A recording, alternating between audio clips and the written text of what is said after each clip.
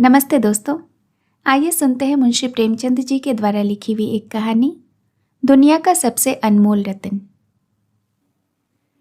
दिलफिगार एक कटीले पेड़ के नीचे दामन चाक किए हुए बैठा खून के आंसू बहा रहा था।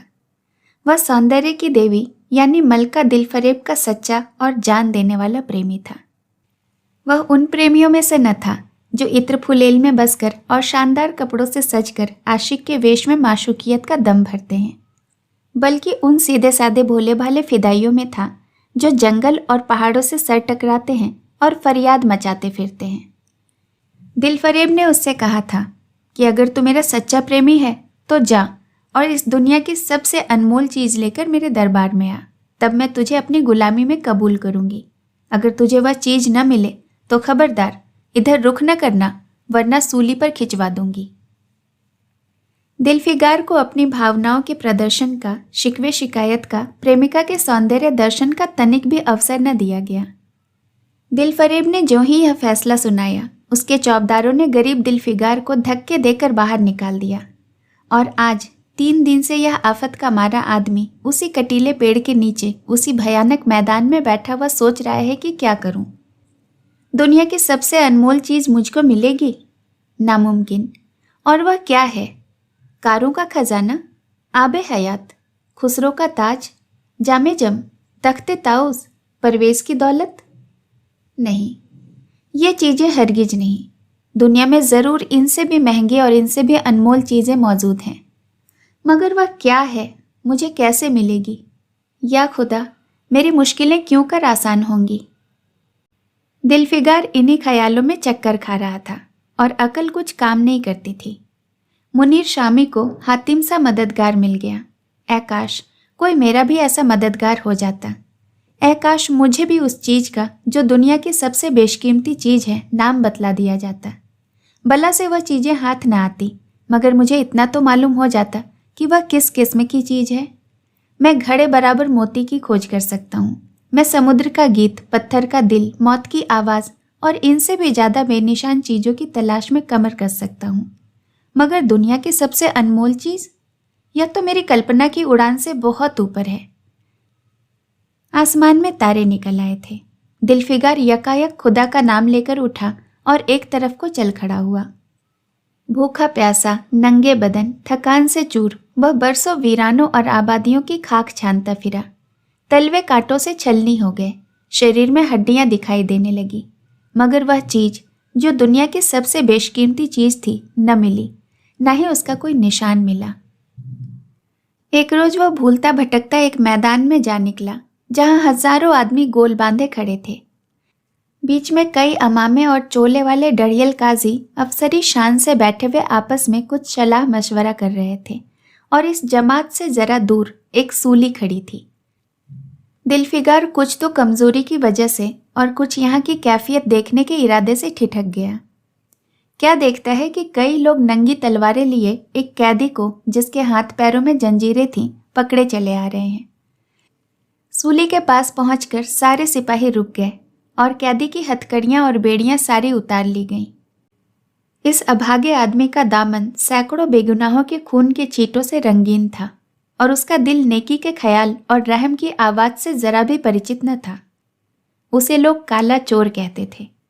सिपाहियों ने उसे सूली के तख्ते पर खड़ा कर दिया और मौत की फांसी उसके गर्दन में डाल दी और जल्लादों ने तख्ता खींचने का इरादा किया ही था कि वह अभागा मुजरिम चीख कर बोला, खुदा के वास्ते मुझे एक पल के लिए इस फांसी से उतार दो ताकि अपने दिल की आखिरी आरजू तो निकाल लूं। यह सुनते ही चारों तरफ सन्नाटा छा गया। लोग अचंभे में आकर ताकने लगे। काजियों ने मरने वाले आदमी की अंतिम याचना को रद्द करना उचित न समझा और बदनसीब पापी काला चोर जरा देर के लिए फांसी से उतार लिया गया। इसी भीड़ में एक खूबसूरत भोला भाला लड़का एक छड़ी पर सवार होकर अपने पैरों पर उछल उछल कर फर्जी घोड़ा दौड़ा रहा था और अपनी सादगी की दुनिया में ऐसा मग्न था जैसे वह इस वक्त सचमुच किसी अरबी घोड़े का शहसवार है। उसका चेहरा उस सच्ची खुशी से कमल की तरह खिला हुआ था जो चंद दिनों के लिए बचपन में ही हासिल होती है और जिसकी याद हमको मरते दम तक नहीं भूलती। उसका दिल अभी तक पाप की गर्द और धूल से अछूता था और मासूमियत उसे अपनी गोद में खिला रही थी। बदनसीब काला चोर फांसी से उतरा। हजारों आंखें उस पर गड़ी हुई थी। वह उस लड़के के पास आया, उसे गोद में उठाकर उसे प्यार करने लगा। उसे इस वक्त वह जमाना याद आया जब वह खुदा का ऐसा ही भोला भाला, ऐसा ही खुश खुर्रम और दुनिया की गंदगियों से ऐसा ही पाक साफ था। माँ गोदियों में खिलाती थी, बाप बलाएं लेता था और सारा कुनबा जान न्यौछावर करता था। आह, काले चोर के दिल पर इस वक्त बीते हुए दिनों की याद का इतना गहरा असर हुआ कि उसकी आंखों से, जिन्होंने दम तोड़ती हुई लाशों को देखकर भी न झपकी, आंसू का एक कतरा टपक पड़ा। दिलफिगार ने लपक कर उस अनमोल मोती को हाथ में ले लिया और उसके दिल ने कहा, बेशक यही दुनिया की सबसे अनमोल चीज है जिस पर तख्ते ताउस, जामे मम और आबे हयात और जरे परवेज सब निशावर हैं। इस ख्याल से खुश होता, कामयाबी की उम्मीद में सरमस्त, दिलफिगार अपने माशूका दिलफरेब के शहर मिनोसाबाद को चला। मगर ज्यों ज्यों मंजिलें तय होती जाती, उसका दिल बैठता जाता था कि कहीं उस चीज की, जिसे मैं दुनिया की सबसे बेशकीमती चीज समझता हूँ, दिलफरेब की आंखों में कद्र न हुई तो मैं फांसी पर चढ़ा दिया जाऊंगा और इस दुनिया से नामुराद चला जाऊंगा। लेकिन जो हो सो हो, अब तो किस्मत की आजमाई है। आखिरकार पहाड़ और दरिया तय करते वह शहर मिनोसाबाद में आ पहुंचा और दिलफरेब की ड्योढ़ी पर जाकर विनती की कि थकान से टूटा हुआ दिलफिगार खुदा के फजल के हुक्म की तामील करके आया है और आपके कदम चूमना चाहता है। दिलफरेब ने फौरन उसे अपने सामने बुला भेजा और एक सुनहरे पर्दे की ओट से फरमाइश की कि वह अनमोल चीज पेश करो। दिलफिगार ने आशा और भय की एक विचित्र मनस्थिति में वह बूंद पेश की और उसकी सारी कैफियत बहुत पुरअसर लफ्जों में बयान की। दिलफरेब ने पूरी कहानी बहुत गौर से सुनी और वह भेंट हाथ में लेकर जरा देर तक गौर करने के बाद बोली, दिलफिगार, बेशक तूने दुनिया की एक बेशकीमती चीज ढूंढ निकाली है। तेरी हिम्मत और तेरी सूझबूझ की मैं दाद देती हूँ, मगर यह दुनिया की सबसे बेशकीमती चीज नहीं है। इसलिए तू यहाँ से जा और फिर से कोशिश कर। शायद अब की तेरे हाथ वह मोती लगे और तेरी किस्मत में मेरी गुलामी लिखी हो। जैसा कि मैंने तुझे पहले ही बता दिया था कि मैं तुझे फांसी पर चढ़वा सकती हूँ, मगर मैं तेरी जाबख्शी करती हूँ इसलिए कि तुझमें वह सारे गुण मौजूद हैं जो मैं अपने प्रेमी में देखना चाहती हूँ, और मुझे यकीन है कि तू कभी न कभी जरूर कामयाब होगा। नाकाम नामुराद दिलफिगार इस माशुकाना इनायत से जरा दिलेर होकर बोला, ऐ दिल की रानी, बड़ी मुद्दत के बाद तेरी ड्योढ़ी पर सजदा करना नसीब होता है। फिर खुदा जाने ऐसे दिन कब आएंगे। क्या तू अपने जान देने वाले आशिक के बुरे हाल पर तरस न खाएगी? क्या तू अपने रूप की एक झलक दिखाकर इस जलते हुए दिलफिगार को आने वाले सख्तियों को झेलने की ताकत न देगी? तेरी एक मस्त निगाह के नशे में चूर होकर मैं वह कर सकता हूँ जो आज तक किसी से न बन पड़ा हो। दिलफरेब आशिक की यह चाव भरी बातें सुनकर गुस्सा हो गई और हुक्म दिया कि इस दीवाने को खड़े खड़े दरबार से निकाल दो। चौबदार ने फौरन गरीब दिलफिगार को धक्का देकर कूचे से बाहर निकाल दिया। कुछ देर तक तो दिलफिगार अपनी निष्ठुर प्रेमिका की इस कठोरता पर आंसू बहाता रहा और फिर वह सोचने लगा कि अब कहाँ जाऊं। मुद्दतों रास्ते नापने और जंगलों में भटकने के बाद यह आंसू की एक बूंद मिली थी। अब ऐसी कौन सी चीज है जिसकी कीमत इस आबदार मोती से ज्यादा हो? हजरत खिज्र, तुमने सिकंदर को आबे हयात के कुएं का रास्ता दिखाया था, क्या मेरी बाह न पकड़ोगे? सिकंदर सारी दुनिया का मालिक था, मैं तो एक बेघर मुसाफिर हूँ। तुमने तो कितनी ही डूबती कश्तियां पार लगाई हैं, मुझ गरीब का भी बेड़ा पार करो। इस नीमजान दुखी आशिक पर तरस खाओ। तुम खुदा के एक खास दरबारी हो, क्या मेरी मुश्किल आसान न करोगे? गरज यह कि दिलफिगार ने बहुत फरियाद मचाई, मगर उसका हाथ पकड़ने के लिए कोई सामने न आया। आखिर निराश होकर वह पागलों की तरह दोबारा एक तरफ को चल खड़ा हुआ। दिलफिगार ने पूरब से पश्चिम तक, उत्तर से दक्षिण तक कितने ही जंगलों और वीरानों की खाक छानी। कभी बर्फिस्तानी चोटियों पर सोया, कभी डरावनी घाटियों में भटकता फिरा, मगर जिस चीज की धुन थी वह न मिली। यहाँ तक कि उसका शरीर हड्डियों का ढांचा बनकर रह गया। एक रोज वह शाम के वक्त किसी नदी के किनारे खस्ता हाल पड़ा हुआ था। बेखुदी के नशे से चौंका तो क्या देखता है कि चंदन की एक चिता बनी हुई है और उस पर एक युवती सुहाग के जोड़े पहने 16 श्रृंगार किए बैठी हुई है। उसकी जांघ पर उसके पति का सिर है। हजारों आदमी गोल बांधे खड़े हैं और फूलों की वर्षा कर रहे हैं। यकायक चिता में से खुद ब खुद एक लपट उठी। सती का चेहरा उस वक्त एक पवित्र भाव से आलोकित हो रहा था। चिता की पवित्र लपटें उसके गले से लिपट गई और दम के दम वह फूल सा शरीर राख का ढेर हो गया। प्रेमिका ने अपने आप को प्रेमी पर न्यौछावर कर दिया और दो प्रेमियों के सच्चे, पवित्र और अमर प्रेम की अंतिम लीला आंखों से ओझल हो गई। जब सब लोग अपने घरों को लौटे तो दिलफिगार चुपके से उठा और अपने चाक दामन कुर्ते में यह राख का ढेर समेट लिया और इस मुट्ठी भर राख को दुनिया की सबसे अनमोल चीज समझता हुआ सफलता के नशे में चूर यार के कूचे की तरफ चला। अब कि ज्यों-ज्यों वह मंजिल के नजदीक जाता उसकी हिम्मत बढ़ती जाती थी। कोई उसके दिल में बैठा हुआ कह रहा था, अब कि तेरी जीत है, और इस ख्याल ने उसके दिल को जो जो सपने दिखाए उसकी चर्चा व्यर्थ है। आखिरकार वह शहर मिनोसाबाद में दाखिल हुआ और दिलफरेब की ऊंची ड्योढ़ी पर जाकर खबर दी कि दिलफिगार सुरखरू होकर लौटा है और हुजूर के सामने आना चाहता है। दिलफरेब ने जाबाज आशिक को फौरन दरबार में बुलाया और उस चीज के लिए जो दुनिया की सबसे बेशकीमती चीज थी हाथ फैला दिया। दिलफिगार ने हिम्मत करके उसकी चांदी जैसी कलाई को चूम लिया और मुट्ठी भर राख को उसकी हथेली पर रखकर सारी कैफियत दिल को पिघला देने वाले लफ्जों में कह सुनाई और अपनी सुंदर प्रेमिका के होठों से अपनी किस्मत का मुबारक फैसला सुनने के लिए इंतजार करने लगा।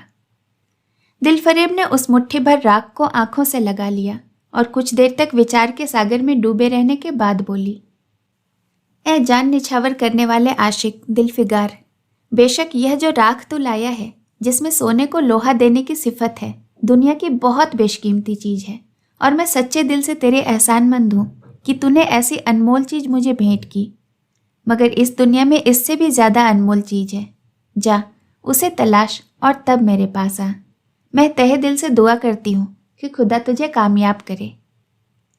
यह कहकर वह सुनहरे पर्दे के बाहर आई और माशुकाना अदा से अपने रूप का जलवा दिखाकर फिर नजरों से ओझल हो गई। अभी दिलफिगार के होश हवास ठिकाने न आने पाए थे कि चौबदार ने मुलामियत से उसका हाथ पकड़कर यार के कूचे से उसको निकाल दिया और फिर तीसरी बार वह प्रेम का पुजारी निराशा के अथाह समंदर में गोते खाने लगा। दिलफिगार का हियाब छूट गया। उसे यकीन हो गया कि मैं दुनिया में उसी तरह नाशाद और नामुराद मर जाने के लिए पैदा किया गया था और अब इसके सिवाय और कोई चारा नहीं कि किसी पहाड़ पर चढ़कर नीचे कूद पड़ूं ताकि माशूक के जुल्मों की फरियाद करने के लिए एक हड्डी भी न बची रहे। वह दीवाने की तरह उठता और गिरता पड़ता एक गगनचुंबी पहाड़ की चोटी पर जा पहुंचा। किसी और समय वह ऐसे ऊंचे पहाड़ पर चढ़ने का साहस न कर सकता था, मगर इस वक्त जान देने के जोश में उसे वह पहाड़ी एक मामूली टेकरी से ज्यादा ऊंचा न जान पड़ा। करीब था कि वह नीचे कूद पड़े कि हरे हरे कपड़े पहने हुए और हरा अमामा बांधे एक बुजुर्ग एक हाथ में तस्बीह और दूसरी हाथ में लाठी लिए हुए बरामद हुए और हिम्मत बढ़ाने वाले स्वर में बोले, दिलफिगार, नादान दिलफिगार, यह क्या बुज़दिलों जैसी हरकत है। तू मोहब्बत का दावा करता है और तुझे इतनी भी खबर नहीं कि मजबूत इरादा मोहब्बत के रास्ते की पहली मंजिल है। मर्द बन, हिम्मत न हार। पूर्व की दिशा में एक देश है जिसका नाम हिंदुस्तान है, वहां जा, वहां तेरी आरजू पूरी होगी। यह कहते कहते वह हजरत गायब हो गए। दिलफिगार ने शुक्रिया की नमाज अदा की और ताज़ा हौसले, ताज़ा जोश और अलौकिक सहायता का सहारा पाकर खुश खुश पहाड़ से उतरा और हिंदुस्तान की तरफ चल पड़ा। मुद्दतों तक कांटों से भरे हुए जंगलों, आग बरसाने वाले रेगिस्तानों, कठिन घाटियों और अबंध पर्वतों को तय करने के बाद दिलफिगार हिंद की पाक सरजमीन में दाखिल हुआ और एक ठंडे पानी के सोते में सफ़र की तकलीफें धोकर थकान के मारे नदी के किनारे लेट गया। शाम होते होते वह एक चटियल मैदान में जा पहुंचा जहां बेशुमार अधमरी और बेजान लाशें बिना कफन के पड़ी हुई थीं। वहां चील, कौवे और वहशी दरिंदे भरे पड़े थे और सारा मैदान खून से लाल हो रहा था।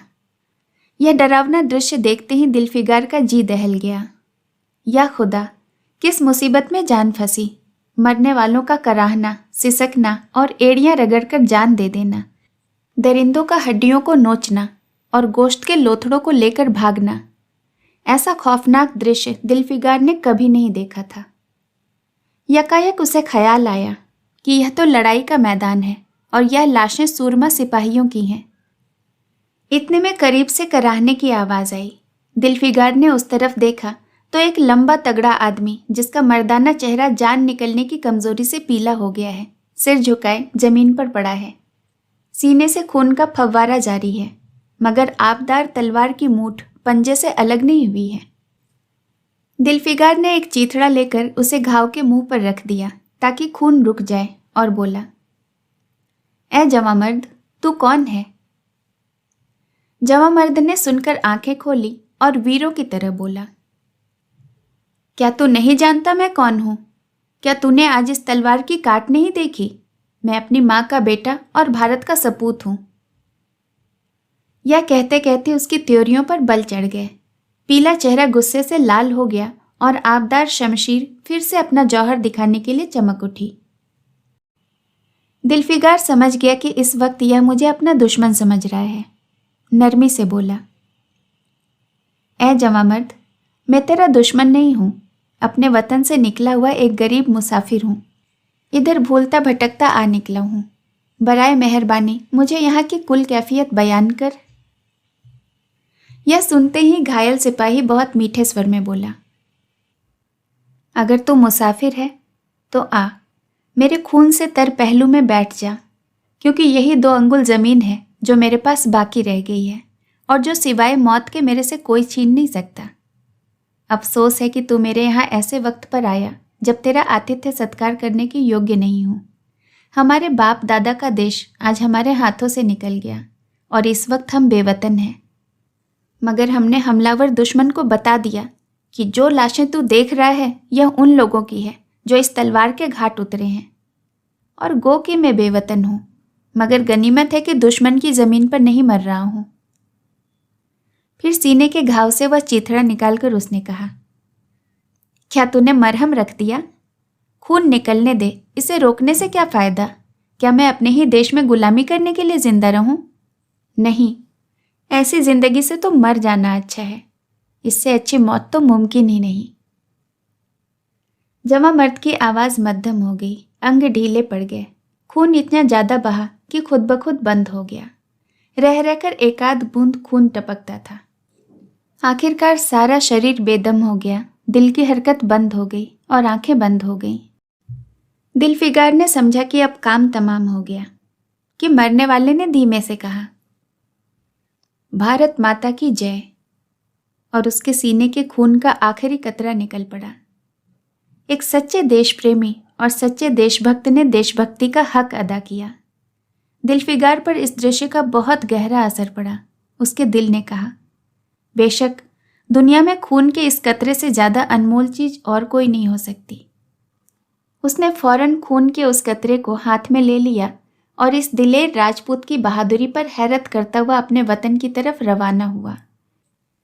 सारी सख्तियां झेलता हुआ आखिरकार वह बहुत दिनों के बाद रूप की रानी मलका दिलफरेब की ड्योढ़ी पर जा पहुंचा और पैगाम दिया कि दिलफिगार सुरखरू और कामयाब होकर लौटा है और दरबार में हाजिर होना चाहता है। दिलफरेब ने उसे फौरन हाजिर हो जाने का हुक्म दिया। खुद सुनहरे पर्दे की ओट में बैठी और बोली, दिलफिगार, अब की तो बहुत दिनों के बाद वापस आया है। ला, दुनिया की सबसे बेशकीमती चीज कहाँ है? दिलफिगार ने मेहंदी रची हथेलियों को चूमते हुए खून का कतरा उस पर रख दिया और उसकी पूरी कैफियत पुरजोश लहजे में कह सुनाई। वह खामोश भी न होने पाया था कि यकायक यह सुनहरा पर्दा हट गया और दिलफिगार के सामने हुस्न का एक दरबार सजा हुआ नजर आया, जिसकी एक एक नाजनीन जुलेखा से बढ़कर थी। दिलफरेब बड़ी शान के साथ सुनहरी मसनद पर सुशोभित हो रही थी। दिलफिगार हुस्न का यह तिलिस्म देखकर अचंभे में पड़ गया और चित्रलिखित सा खड़ा रहा कि दिलफरेब मसनद से उठी और कई कदम आगे बढ़कर उससे लिपट गई। गाने वालियों ने खुशी के गीत गाने शुरू किए। दरबारियों ने दिलफिगार को नजरें भेंट की और चांद सूरज को बड़ी इज्जत के साथ मसनद पर बिठा दिया। जब यह लुभावना गीत बंद हुआ तो दिलफरेब खड़ी हो गई और हाथ जोड़कर दिलफिगार से बोली, ए जानिसार आशिक दिलफिगार, मेरी दुआएं भर आईं और खुदा ने मेरी सुन ली और तुझे कामयाब और सुरखरू किया। आज से तू मेरा मालिक और मैं तेरी दासी। यह कहकर उसने एक रत्नजड़ित मंजूषा मंगवाई और उसमें से एक तख्ती निकाली जिस पर सुनहरे अक्षरों में लिखा हुआ था, खून का वह आखिरी कतरा जो वतन की हिफाजत में गिरे दुनिया की सबसे अनमोल चीज है। इस कहानी को सुनने के लिए आपका बहुत बहुत धन्यवाद। ऐसी और भी कहानियाँ सुनने के लिए आप मेरे चैनल को ज़रूर सब्सक्राइब करें और साथ ही साथ बेल आइकन भी प्रेस करें ताकि मेरे द्वारा अपलोड की हुई कहानियों का नोटिफिकेशन आपको सबसे पहले मिले। जल्द मिलूंगी एक नई कहानी के साथ। नमस्कार।